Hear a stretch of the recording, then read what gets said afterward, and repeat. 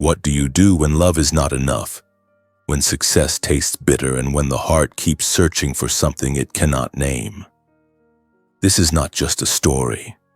It is a dangerous dive into the unknown currents of desire, ego, betrayal, and a longing that refuses to die. It will break you, it will heal you, and it will dare you to ask yourself, are you brave enough to test your own deep waters? Testing deep waters. The first sip of the ocean is always sweet until you realize it's salt you're drinking. Elena was everything the world told her to be. Successful in her career, adored for her grace, envied for her beauty. She walked into rooms and people whispered her name with reverence. But when the lights went out at night and silence settled on her pillow, her heart screamed a truth she dared not share. This life feels empty. What good was applause when the soul behind the curtain was restless? What good was success if the mirror only reflected loneliness? Marcus, her husband, wore ego like a royal robe. Handsome, sharp-minded, and ambitious, he was the kind of man who believed love was another prize he had conquered. To him, life was a battlefield where victory was measured in money, titles, and obedience. He loved Elena in the way a general loves a prized sword, proudly but never softly. And she, for all her strength, had become a weapon in his empire, not a woman in his arms. That night, under the golden lantern glow of their home, their eyes met across the table. He was speaking of new conquests, new investments, new battles to win. She listened, nodded, smiled the way a dutiful wife should. But inside, her spirit whispered what she could never say aloud. There must be more. The salt of her own tears flavored her silent hunger for something deeper than Marcus could ever understand. Some wars are fought in bedrooms, not on battlefields. The rain came heavy that evening, flooding the streets of Athens where they lived, but it could not quench the fire burning in Elena's chest. She wanted to tell Marcus her truth, that she was suffocating, that her soul longed for freedom, that she could no longer live only as his ornament. But when she opened her mouth, his words silenced hers. He spoke of deals he had closed, rivals he had crushed, people who bowed at the sound of his name. She realized quickly, her confession would mean nothing to a man who only heard himself. And yet, love is a strange master. Even in her ache, she still clung to scraps of tenderness. Moments when his hand brushed hers, when his laughter filled the room, when they lay together as strangers and lovers in the same breath. That night, thunder cracked above them and lightning illuminated their shadows on the wall. In the silence between storms, they touched, but the warmth felt borrowed, the intimacy shallow. Fire burned, yes, but it burned in the wrong places, in the wrong ways. Elena closed her eyes and wondered, what if the love she gave was never the love Marcus wanted?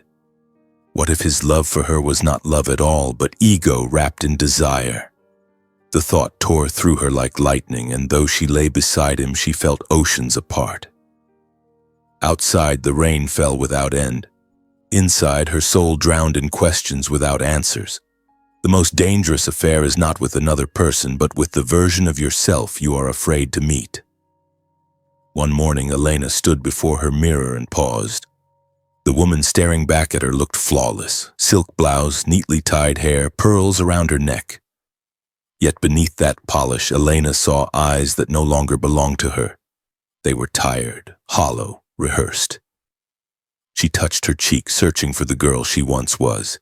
The girl who laughed too loudly, danced barefoot in the rain, and believed in wild dreams. But she was gone. In her place stood a stranger dressed in borrowed strength. Elena began to write, not for Marcus, not for the world, but for the younger self she had abandoned. In the quiet of dawn, she poured her secrets into a journal. How she felt invisible in her own marriage, how she longed for a love that would see her, not use her. Every word was a rebellion, every page a confession. In that private space, Elena felt alive again, if only for a moment. But secrets rarely stay hidden. Marcus stumbled upon the journal one evening, drawn to the faint scent of her perfume on the pages. His eyes devoured her words like poison. I am loved but not known. I am alive yet dying. He slammed the book shut, but the words had already declared war in his heart. Couples fight with words, but their true battles are fought in silence. Marcus did not confront her immediately. He was too proud for that. Instead, he let silence do the killing. The house grew heavy with unspoken tension, meals eaten without eye contact, nights spent back-to-back in bed, smiles that looked like barbed wire. Elena could feel his anger pressing against her skin, though he said nothing. He was wounded, but his pride would never allow him to bleed out loud. Elena carried her own silence. She did not beg for forgiveness because she wasn't sorry. Her journal wasn't a betrayal, it was survival. But in Marcus's eyes, her words were treason. He began working later, drinking harder, sleeping colder. She began dreaming more, dreams of freedom, of oceans, of a love that wasn't war disguised as marriage. War doesn't always come with blood. Sometimes it comes with the ache of two people who share a roof, but not a soul. In their silence, Marcus sharpened his ego into a weapon while Elena sharpened her longing into courage. They were both preparing for a battle neither dared to name. Not every smile is love, not every touch is loyalty, not every desire is holy. At work, she met Adrian, a colleague, sharp yet gentle, with eyes that listened more than his mouth spoke. Unlike Marcus, he never praised her titles or her beauty. Instead, he asked the questions Marcus never dared. Are you happy, Elena? What do you dream of when no one is watching? His curiosity disarmed her. His presence awakened something buried. For the first time in years, she felt seen. It began innocently. Coffee breaks filled with laughter, long conversations after meetings, the subtle brush of hands that lingered longer than necessary. Adrian carried no arrogance, only a calm strength that drew her in. Elena told herself it was harmless, but the truth was dangerous. Desire had entered her heart, disguised as friendship. At night, she lay beside Marcus, his body close but his soul unreachable.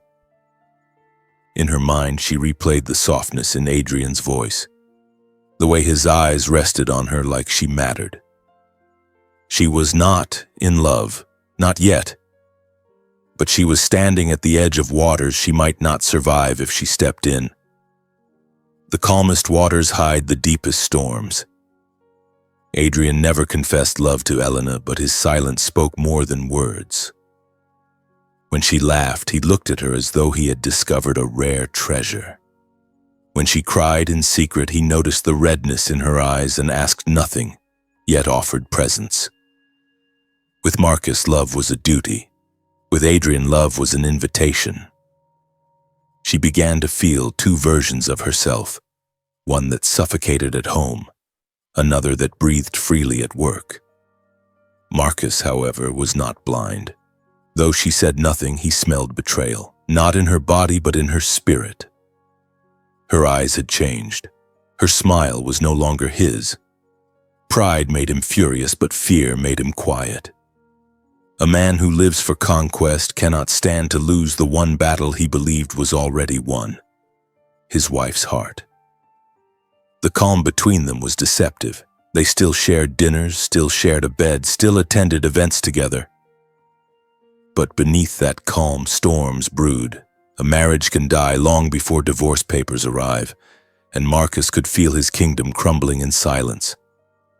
Sometimes the most dangerous kiss is the one that almost happens. It was late after work. Elena and Adrian stood in the parking lot, rain dripping from the edges of the roof. Their conversation had ended, but neither moved. He looked at her with a question in his eyes, a question he never voiced. She looked back with an answer she never gave. The air was heavy with something forbidden, and yet neither broke the boundary.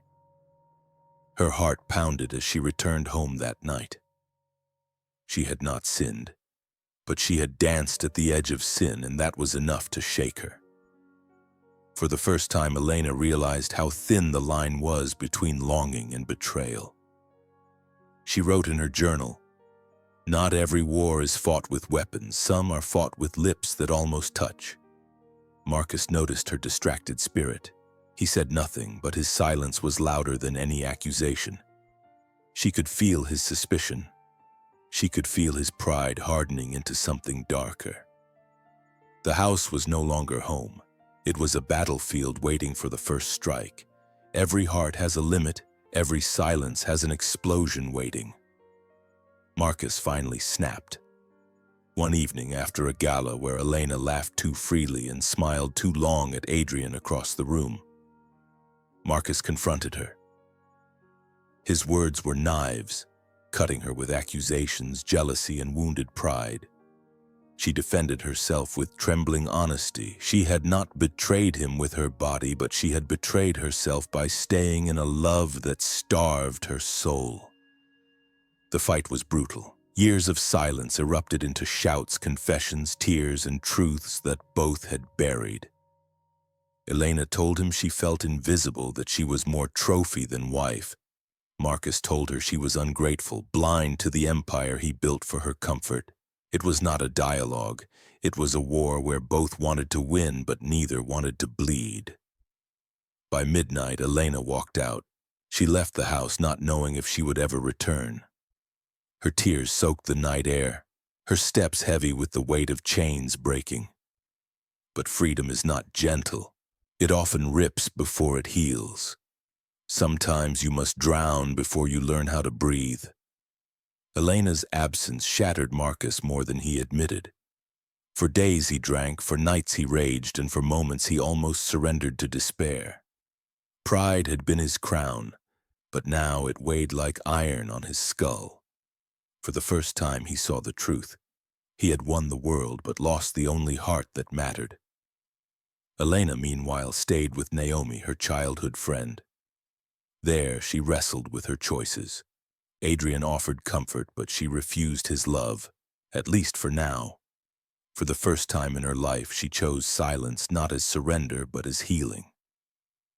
She began to rediscover herself, reading, writing, praying, walking barefoot under the rain as she once did. She realized the search had never been for another man. The search had always been for herself.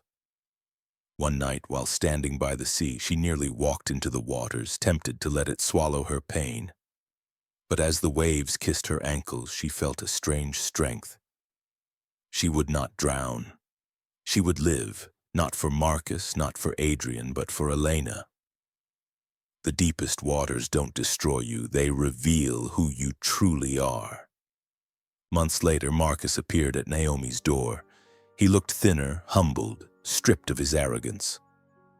For the first time, his voice trembled as he spoke. "Elena, I never saw you, I never heard you, I never knew you, but I want to try again if you'll allow me." Pride was gone. He was a man, not a general. His eyes begged, not commanded. Elena listened, her heart torn. Adrian had remained respectful, never crossing the line, but she knew his feelings were real.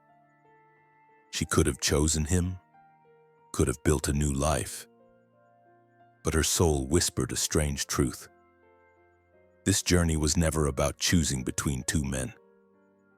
It was about choosing herself. And in choosing herself, she realized she could choose Marcus again, but this time on new terms. They began anew, slowly, painfully, but truthfully. Marcus learned to listen. Elena learned to speak. It was not perfect, it would never be, but it was real. The war did not end in tragedy, as it once seemed it would.